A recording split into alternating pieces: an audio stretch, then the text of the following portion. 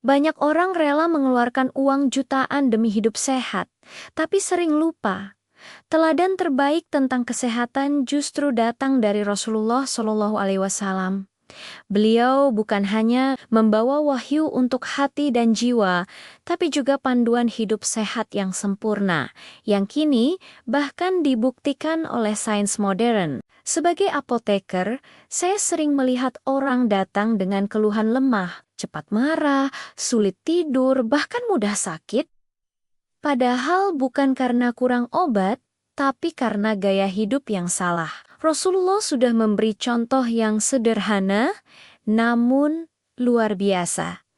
Cara makan, tidur, menjaga kebersihan, dan bahkan cara mengelola hati. Mari kita bahas satu persatu, bukan dengan gaya dogma, tapi dengan bukti ilmiah yang ternyata sejalan dengan sunnah. Rasulullah mengajarkan makan secukupnya.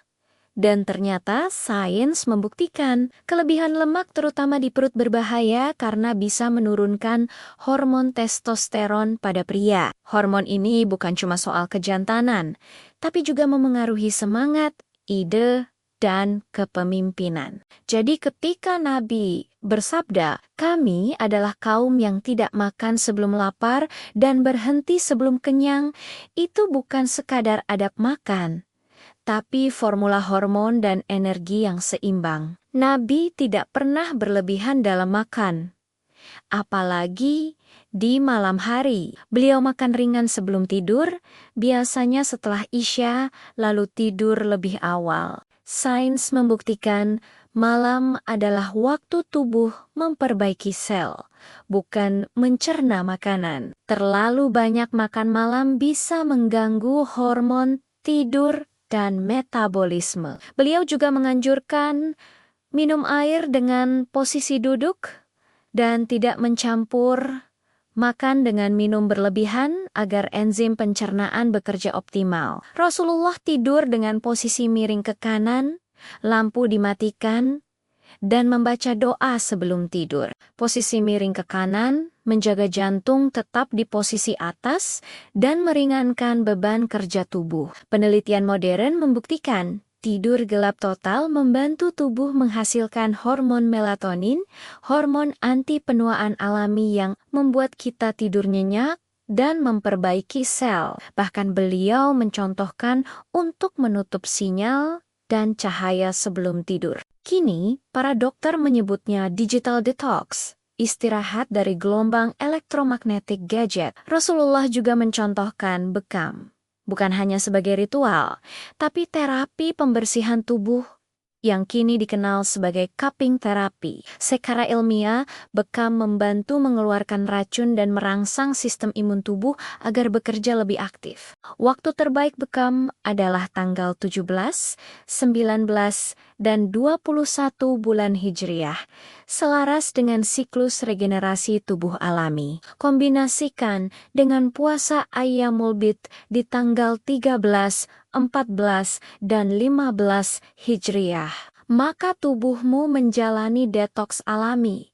Puasa membersihkan dari dalam, bekam membersihkan dari luar. Rasulullah mengingatkan bahwa di dalam tubuh manusia ada segumpal daging, yaitu hati. Bila hati baik, maka seluruh tubuh ikut baik. Dalam dunia kesehatan, stres kronis dan kebencian terbukti menyebabkan peningkatan kortisol, hormon yang bisa menurunkan imun, merusak sel, bahkan mempercepat penuaan. Menjaga hati tetap tenang, memaafkan, dan bersyukur bukan hanya ibadah, tapi juga terapi biologis paling alami yang membuat tubuh tetap sehat dan awet muda.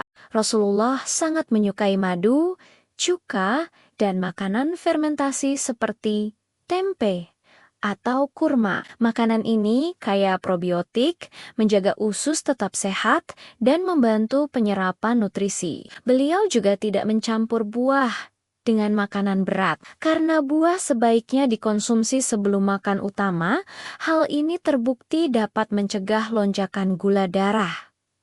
Lalu bagaimana dengan jus? Rasulullah tidak mencontohkan menghancurkan makanan. Ketika kita mengunyah, enzim di mulut bekerja membantu pencernaan, justru membuat tubuh kehilangan proses alami itu. Sahabat sehat, kalau hari ini kamu ingin hidup lebih baik, mulailah dari hal kecil.